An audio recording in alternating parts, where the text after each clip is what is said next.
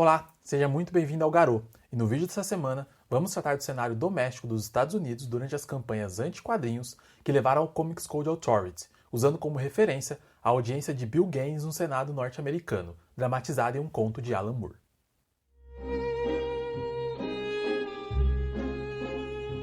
Lançado pela editora Aleph, a antologia Iluminações reúne diversos contos do Magão, sendo um deles quase um romance de tão grande, intitulado O que se pode saber a respeito do Homem-Trovão. O longo conto é uma sátira da indústria dos quadrinhos, repassando muitos acontecimentos reais por meio de personagens fictícios, sendo aquele que dá o nome ao título o Homem-Trovão, uma referência direta ao Super-Homem. Moore também trata da história de inúmeras personalidades da indústria dos quadrinhos, mas dentre tantas páginas, gostaria de me ater a 5 delas, entre a página 304 e a 309, que trata da dramatização ao melhor estilo do Magão da audiência ao Senado norte-americano dada por William Maxwell Gaines, mais conhecido como Bill Gaines, dono e editor-chefe da EC Comics.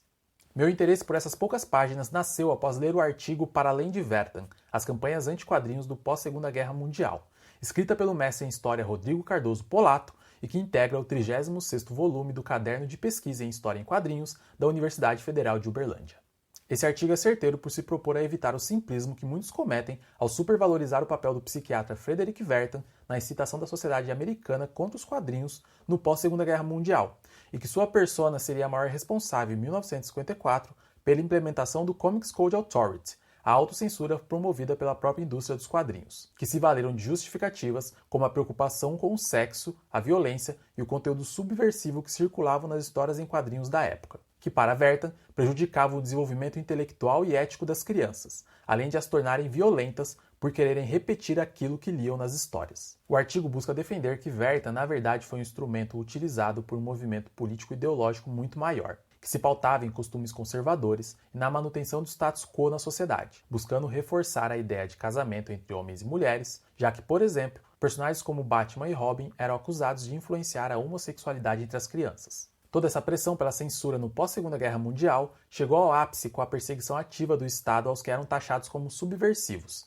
encabeçada pelo senador Joseph McCarthy, no que ficou conhecido como macartismo, um dos períodos de maior repressão da história dos Estados Unidos. Historicamente, os quadrinhos sempre enfrentaram pressões por parte da sociedade, mesmo que durante a Segunda Guerra Mundial, os quadrinhos de super-herói viram um boom em suas vendas, sendo exportados aos montes para o fronte de batalha com o objetivo de levantar a moral das tropas americanas. Tanto que ainda um ano antes dos Estados Unidos entrar na guerra, a estreia do Capitão América, criado pela dupla Jack Kirby e Joe Simon, já mostrava o super-herói socando Hitler no rosto. Portanto, a Segunda Guerra Mundial acabou servindo como uma pausa do furor anti-quadrinhos, que acabou mudando as preocupações da sociedade norte-americana de um âmbito interno para o âmbito externo. Mas após o final da guerra, voltam à pauta o medo da dissolução da família tradicional e do American Way of Life. E é nesse contexto que Vertan acaba se promovendo e ganhando importância, sendo a sua primeira entrevista de grande repercussão sobre a associação dos quadrinhos com a delinquência juvenil, veiculada em 1948. Mas deve-se frisar que muito antes, em 1940,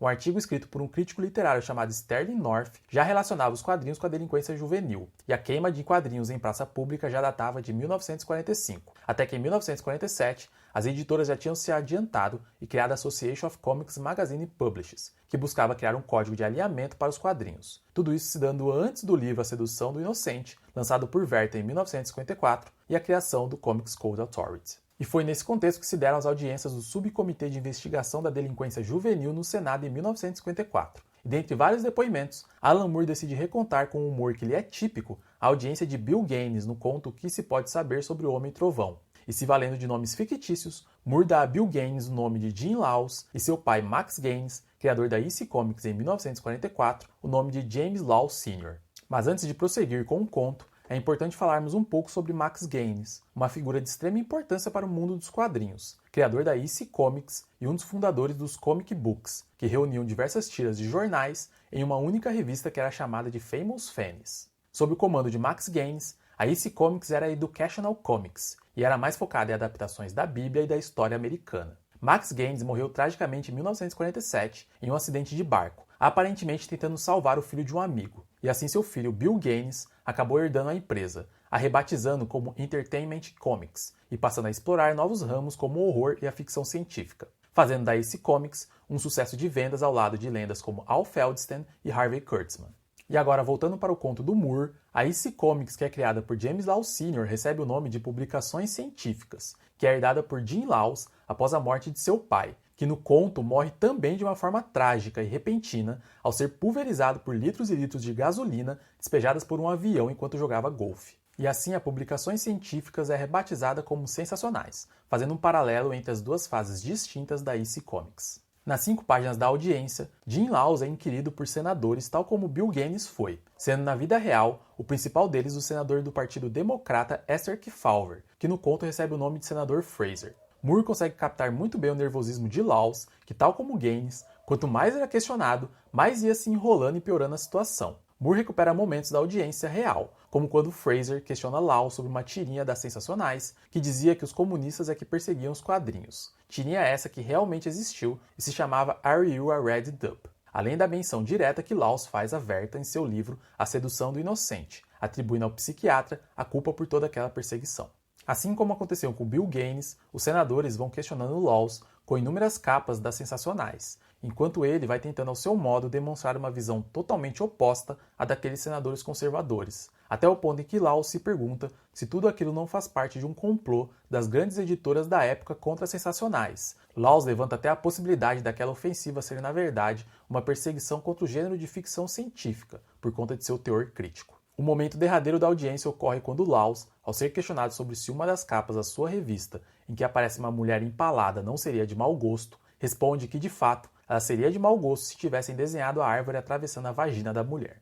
E muitas respostas similares a essas foram dadas por Gaines também, que, por exemplo, ao ser questionado sobre o mau gosto da capa da revista número 22, da Crime Suspense History, explica que o mau gosto seria se a cabeça da mulher estivesse respingando sangue. Fora outras respostas, que são uma melhor que a outra. A audiência no conto termina após Laws responder sobre o tronco empalando a vagina da mulher na capa da revista, momento em que os senadores levantam incrédulos e deixam Laws sentado enquanto ele percebe a merda que fez e a contribuição negativa gerada por suas falas, o que também ocorreu com Gaines, já que no dia seguinte ele viu suas declarações serem veiculadas na TV e nos jornais do país inteiro. O fato é que o subcomitê acabou adiando as outras sessões e decidiu por não fazer qualquer tipo de acusação formal contra os quadrinhos. Porém, a junção da comoção pública, a paranoia sobre uma pretensa invasão comunista e a crise de identidade da sociedade americana citadas no artigo do Rodrigo fizeram com que as próprias editoras transformassem a ACMP, criada em 1947, na Comics Magazine Association of America, em 1954, um segundo órgão de autocensura que daria origem ao selo do Comics Code Authority, que buscava garantir aos pais